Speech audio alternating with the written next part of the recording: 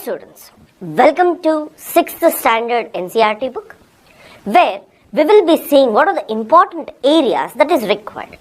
Most of these I have already covered in the basic lectures itself. But I'll just show you which are the important lines that you have to read in this book. That should be more than enough for your preparation, right? So just try to underline what are the important areas that I am suggesting you. And if at all there is any word or statement which I have not explained, I'll just explain that particular thing. I hope that is clear. Let us not waste time in these books much. Maximum by next half an hour or 40 minutes, we should be able to complete this particular book, right? So let's quickly get into the chapters one after the other. I request you all to take your NCERT books and also mark this so that there is a feeling that you have covered this particular topic. The first chapter is actually about the Earth in the solar system, where they try to talk about the planet, solar system, universe and other things. Within this, they try to talk about the full moon and new moon in the beginning. What exactly is the meaning of this? Full moon means Purnima. You can see the moon, that is moon is visible. New moon means Amavasya, that is moon is not visible. Usually students get confused. What is full moon and what is new moon? Only for those people who get confused, this we have to see. Whatever bodies are there in the universe, we call those objects to be celestial bodies. And if these celestial bodies are hot and if they emit large amounts of heat, we call it stars. Very, very important. Then we need to look at constellations, that is a group of stars. Different group of stars are called as constellations and they are given different names like Ursa Major, Big Bear or something. And in this, what is more important for you is you have to remember Saptarishi. If you actually can see the 7 stars, with the help of the last 2 stars, you can actually locate pole star. Is it important? Yes. The reason is pole star usually points to the north and people use this as a direction point to reach different parts. UPSC has actually asked you, you are in a desert and you can locate the north star. You know that your house is in the east. How do you usually go?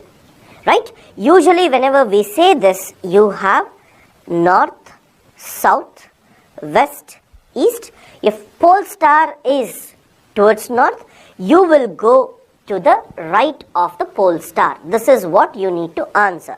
So these type of questions also come, and north and south, as they are talking, they try to help us to locate with the latitudes as well. And then they are talking about the planets.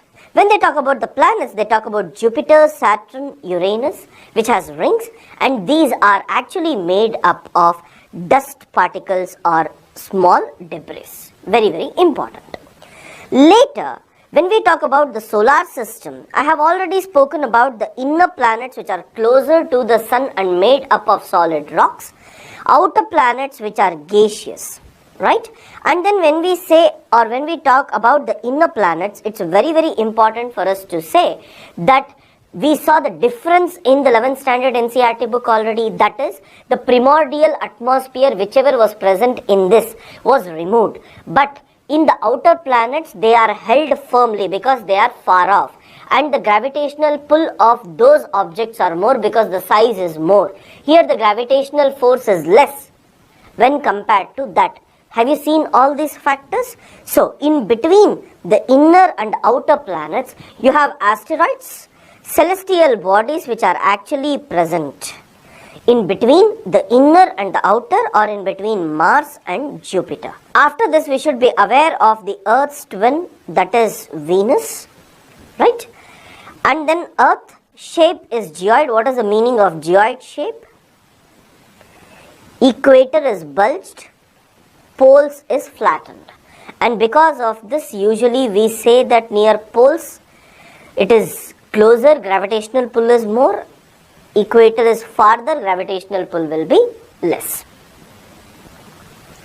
And as 2/3 is covered by water, we call it blue planet, And when we talk about the moon, one important fact that you have to remember is the distance is 3,84,400 kilometers. Why should we remember when we talk about Mangalayan and other things? This is important. Asteroids, I just showed you, it is actually in between Mars and Jupiter, correct? And then the next important thing you have to see is with respect to meteoroids. They are small particles which are revolving in the entire solar system, and sometimes they may enter into Earth as well. And whenever they enter into Earth's atmosphere, when we talk about mesosphere and all, because of friction they burst or they burn. And sometimes they may still come and hit the Earth's surface. Asteroids, you might have heard that I told you there was a big rock which came and hit the Earth, and because of this moon got separated and Pacific Ocean is also being present.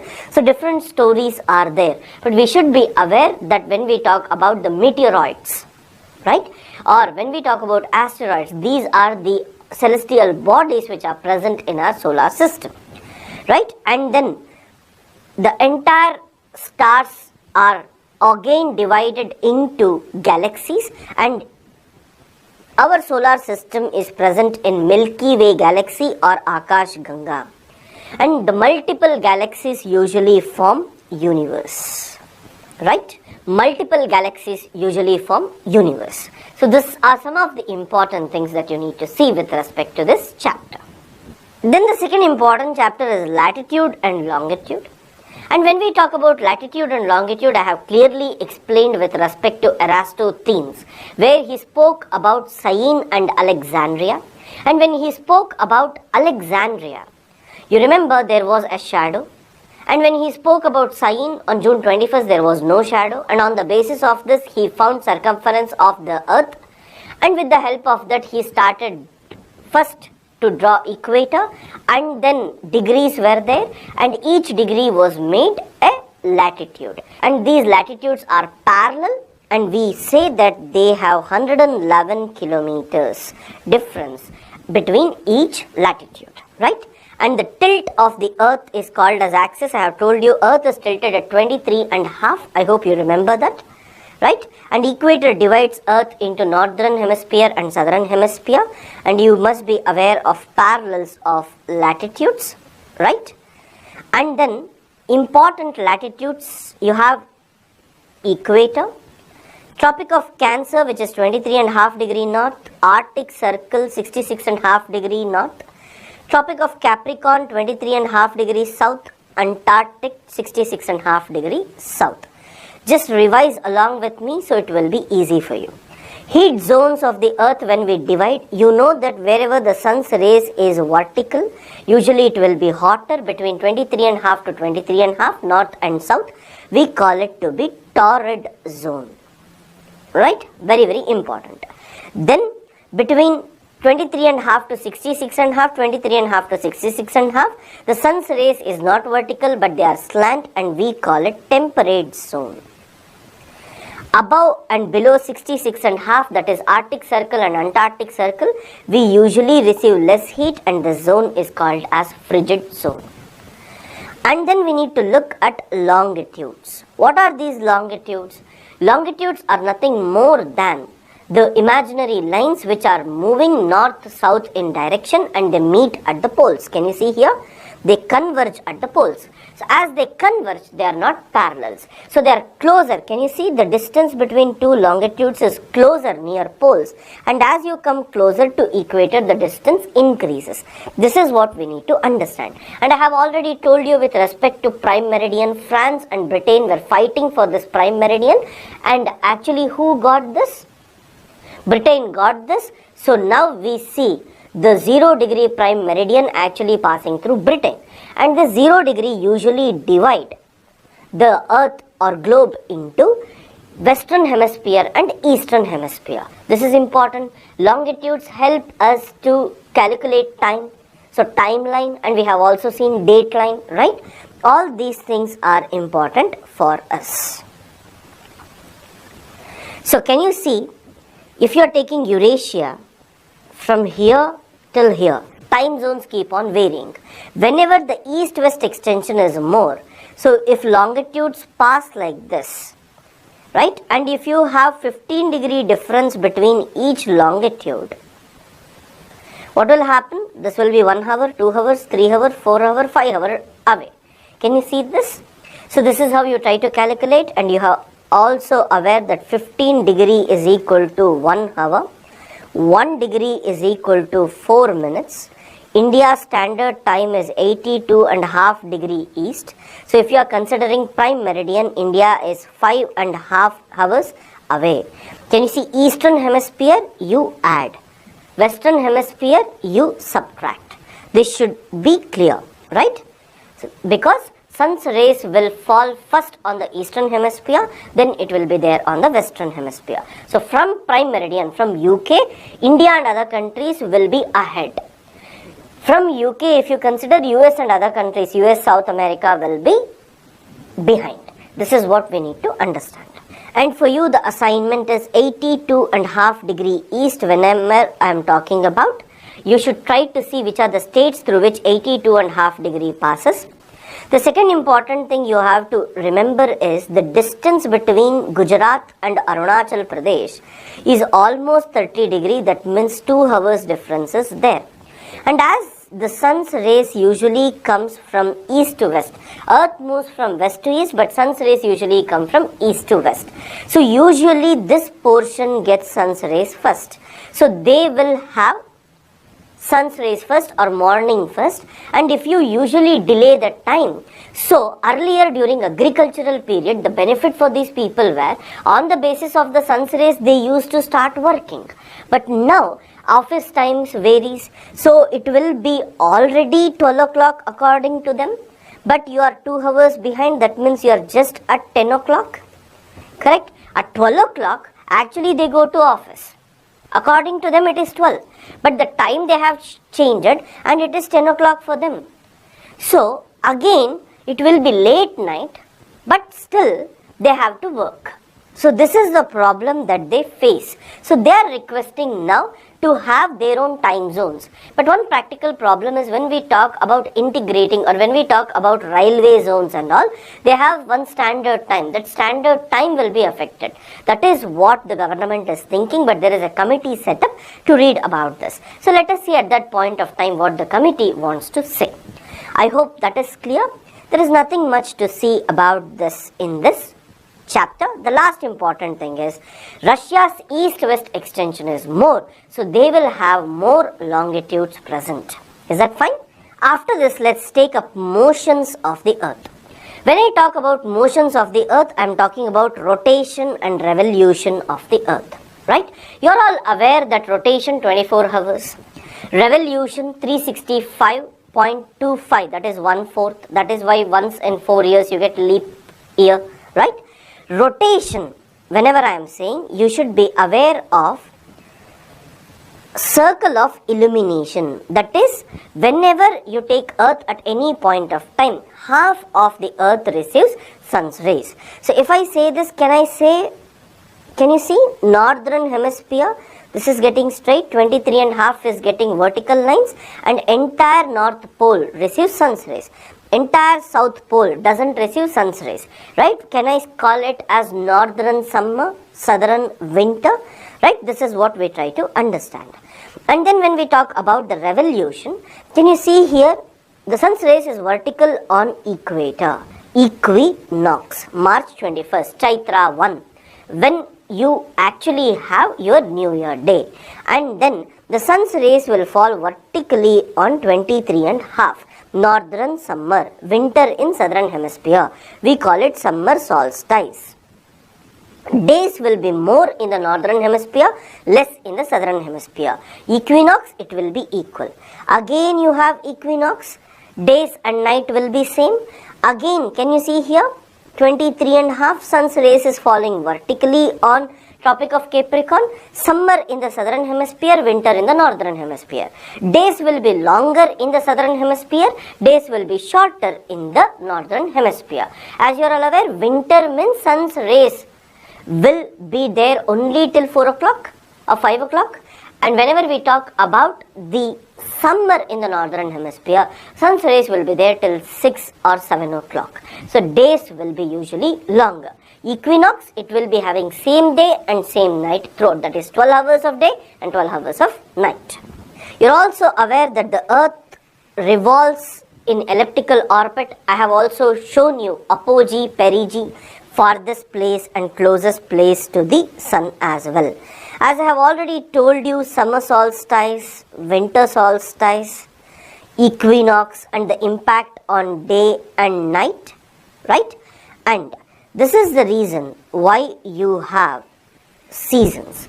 Rotation and revolution usually determines day and night and also seasons. See guys, rotation alone does not determine day and night. North pole, if you have to consider, if you consider only rotation, if it is summer solstice, it will be only day. If you consider southern hemisphere, it will be only night. But if you have to see any particular area, complete earth having day and night, then it is rotation and revolution as well. Till 66 and half, rotation is enough. Above 66 and half, revolution is also important, because above 66 and half, day and night means 6 months of day and 6 months of night. That is important for us. Then we need to look at a chapter which is not so important, that is maps. Here I just want to tell you only one thing, that is there is something called as physical map and something called as political map. What is the meaning of physical map? Physical map means you have mountains, plains, plateaus, everything being clearly explained. When we talk about political map, we talk about places, capitals, states, boundaries and all being given. That is the only thing, practical application, that is required, else this chapter is not required at all. Is that fine? So guys, we are done with 4 chapters. Let us take the 5th chapter now. Then let us take major domains of the earth. That is, we need to talk about lithosphere, hydrosphere, biosphere. We have already seen how it is formed. Here we just need to look at some of the definitions and some additional facts which is given here. So here you should be aware that lithos means stone, atmos means vapor, hydr means water, bios means life. Sphere is the place that you are actually looking at. Solid portion of the earth on which we live is called as lithosphere. Gas which is actually surrounding in layers is called as atmosphere. Water which is covering is called as hydrosphere, and biosphere where life is present. We have already seen in basics completely. Lithosphere is further divided into ocean and continent. Oceanic plate, continental plate, Sial, Saima, all this is already seen. Correct? And when we talk about the highest mountain peak, it is Mount Everest. And within the Pacific Ocean, when we talk about the trenches, I have already shown you subduction zone trench will be there. Mariana Trench in Pacific Ocean is the deepest part of the world. When I talk about continents, you have 7 major continents. You're all aware of Asia, in which we are present. Usually Asia is there from equator and from Tropic of Cancer till 66 and half, and even it extends almost into Arctic near Russia, right? And then it is separated from Europe by Ural Mountains. If you look at Russia, Russia is present both in Europe and Asia. You call it Eurasian country. Europe and Asia, we call it Eurasian country. And European Russia and Asian Russia is actually separated by Ural Mountains. Very, very important. Next you have Europe, smaller than Asia, and it is surrounded by Atlantic Ocean, Arctic Ocean, Mediterranean Sea. Africa is the only continent where you have equator, 23.5 degree north and 23.5 degree south. That is, in torrid zone, Africa is usually present. Then North America, 3rd largest continent and mostly present above equator. South America, below equator, Amazon is important. Australia is an island continent. Antarctica, people are not present, but some scientific innovations takes place. For example, Maitri and Dakshina Gangotri. Is this clear? Then we need to talk about hydrosphere, where we say about or where we read about oceans, rivers, lakes and all. Earth is called as blue planet mainly because 70% of the earth is covered with water and 29% is covered with land. No need to see this. And when we talk about oceans, again they are talking about Pacific Ocean, Atlantic Ocean, Indian Ocean, Southern Ocean, that is in between continents and Antarctica, whatever ocean is called as Southern Ocean, and the Arctic Ocean, right? And then when we talk about the Pacific Ocean, it is one of the largest in the world. Mariana Trench, the deepest, is also present here. Atlantic Ocean, you have S shape, North America, South America, Europe and this, and even the mid-Atlantic ridges are present in S shape. I hope that is clear. And most of the coastline is indented. Can you see this? It's not curved like this.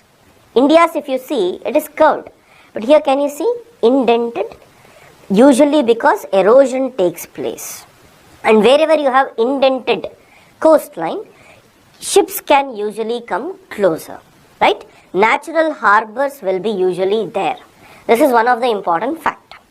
The Indian Ocean is the only ocean named after India, and the shape is triangular, right? Most of the continents' shape are triangular in nature. Then we need to talk about atmosphere. And when I talk about atmosphere, the bottommost layer is troposphere with increasing high temperature decreases. And can you see stratosphere? Ozone layer being present with increasing high temperature increases. Mesosphere with increasing high temperature decreases. Thermosphere with increasing high temperature increases. And when we talk about this, most of the Earth's gases or atmospheric gases are actually present in the troposphere and not present above. And usually till mesosphere some sort of continuity is there, that is like glacial mixture is there, but once you move above you won't find any mixture. They are present in layers. Then we need to talk about biosphere. I have already spoken about this just now. If you have completed the bio-geo basics, you might have seen about biosphere. See guys, for the sake of explaining and for the sake of wasting time, we shouldn't do it. Usually the plan will be to take up latitude, longitude and try to explain each and every basic thing. But I have made a separate lecture on latitude and longitude with different pictures, so that will be helpful. Here you just need to mark those points as notes because I have not dictated notes for you, right? As I have not dictated notes, you may not be able to recollect it after a particular point of time. So in NCERT, if you can mark them, that is your notes. I hope that is clear.